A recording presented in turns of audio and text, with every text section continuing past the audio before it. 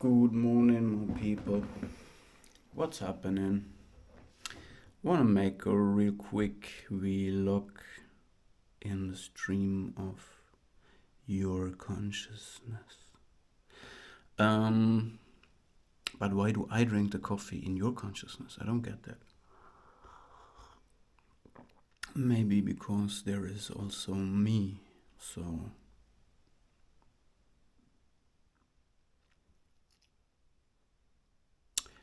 reflect on that one. No,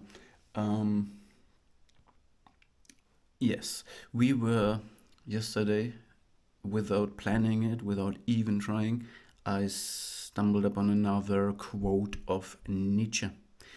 And, I could make a whole own channel on YouTube only talking about Nietzsche. He was important for me. But I will make another video probably about Nietzsche. But the first thing I want to quote from him is from the book Thus Spoke Zarathustra. And he says, I do not want followers and I don't want them to follow me all the time. He wants companions. He wants strong personalities that rely on their own and that can share company, but they are not dependent and even worse, codependent. He wants independent persons in order to have relationships that are a win-win for the both streams of consciousness that participate in these events.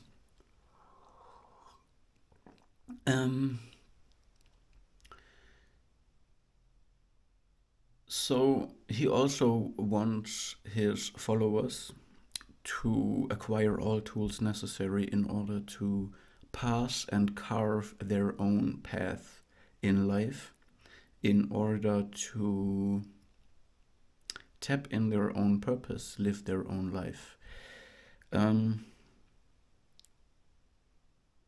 So this is what I want the same for you, and for me, of course, too. Do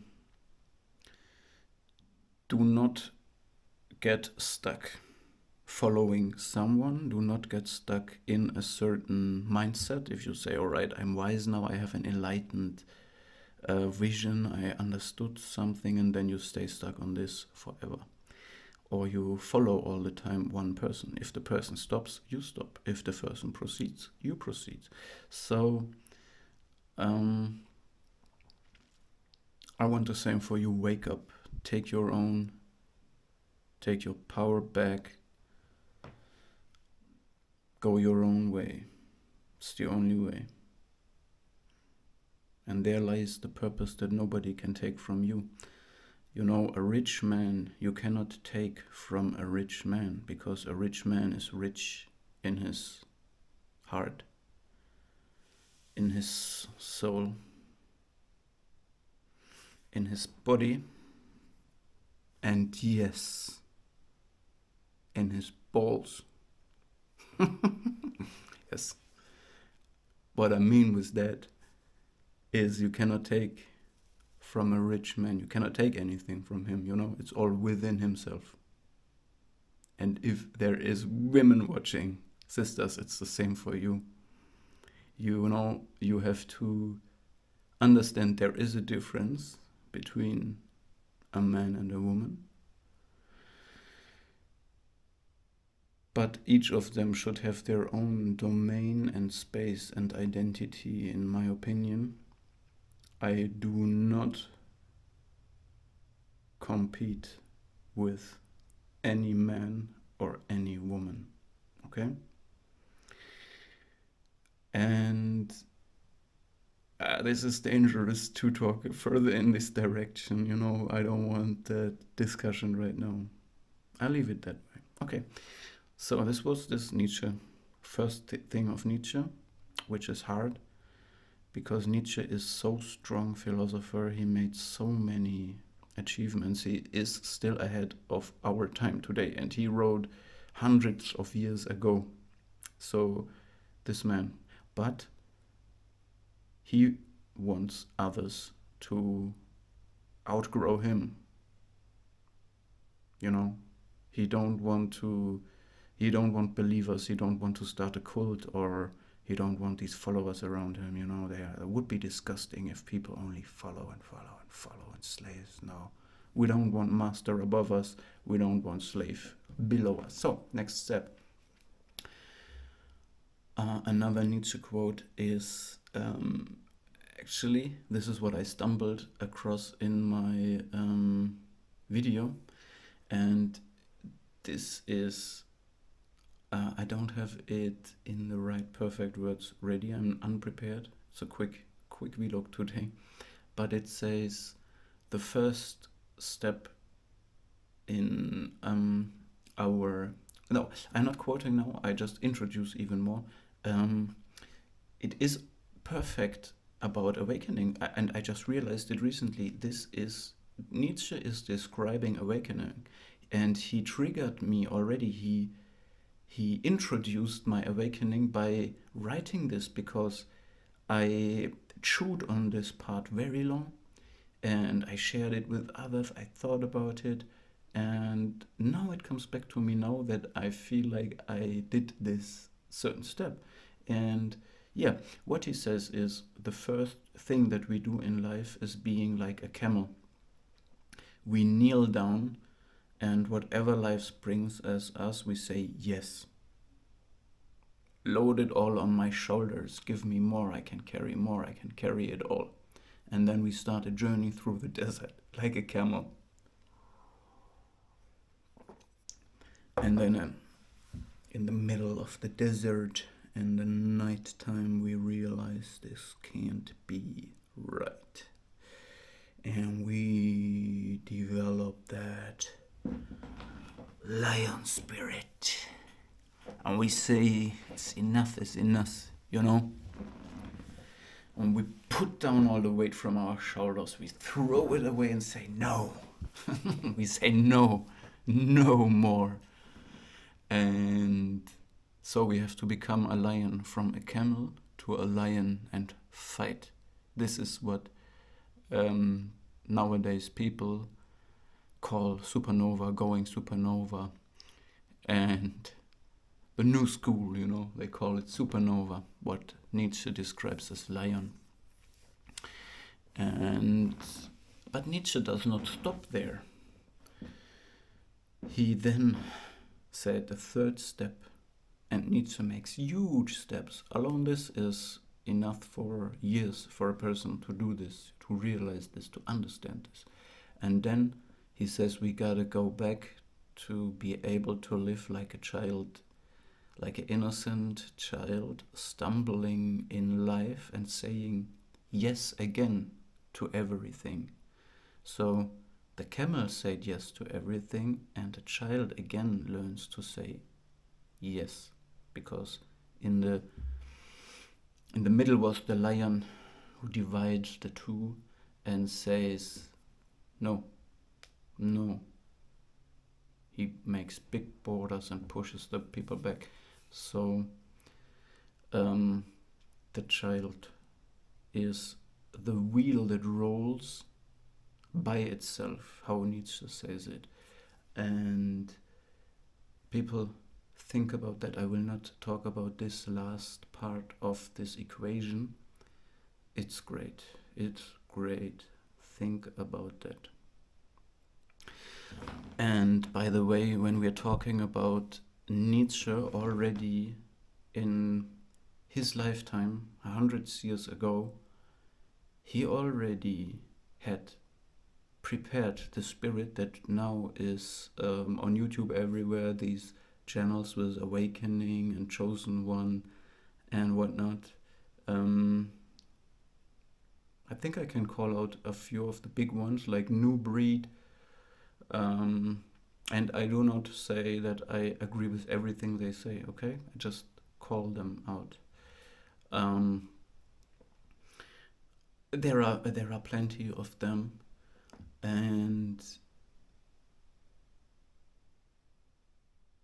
And Nietzsche already had this spirit. He already described the process of awakening with the equation of the camel stage, lion, and back to child. He described the whole process of awakening and even how to proceed from there. And Nietzsche himself, I realized, if you translate it to the new vocabulary that comes with it, because today we call this awakening, and we call the process of the lion going supernova, and we would call the status of the camel someone who is still sleeping, I don't want to say an NPC or something like that. No, they would call it a sleeping empath or something. And then what Nietzsche himself is, or what Zarathustra, there is the book Thus Spoke Zarathustra is very, very ambivalent, like Nietzsche's. It's almost like a biography of Nietzsche translated to another level. Anyway, so the person Nietzsche, Zarathustra, is what we today would call a super empath or sigma empath, going through all the stages of waking up. And a last sentence, this is a very dense video with a lot of big ideas, and I don't go too deep because I have to finish this now soon, is I thought about universal stories. In life there are universal stories that are very, very special narratives that repeat itself over and over again, like history repeats itself. And one distilled universal story, by the way, is The Lord of the Rings. And I don't go into depth now. Think yourself. There is so much in this book. You can understand every situation of your own life better when you see it in relation to this, but it is a lot of work. Even just to read the books is a lot of work. I don't mean watching the movies is not the same. Okay. And another compendium of universal stories, of course, is the Bible. But another universal story, and this is what I aim to tell you, is Thus Spoke Zarathustra. For me, it reads like a biography of myself too, and this is why it is a universal story. It's definitely not because I am the successor of Nietzsche. It's not a personal thing, Nietzsche and me. No. It is if you are a certain personality, if you thrive for freedom, if you have all abilities necessary, if your survival instinct works, if you get into suffering, you will use the suffering, the obstacle, to grow. You not take the easy way out, you don't take a shortcut, you don't want to stay in the same place, you want to go up. And if you do this, and if you are born in a country with Christian values, Nietzsche analyzes, he understands the whole psychology of an individual person and of the whole state, of the whole society, and he tells the story of you living in this environment and going through it. Read Thus Spoke Zarathustra. If this resonates with you, this is your story. If not, then it's not for you, bro, sister. One love.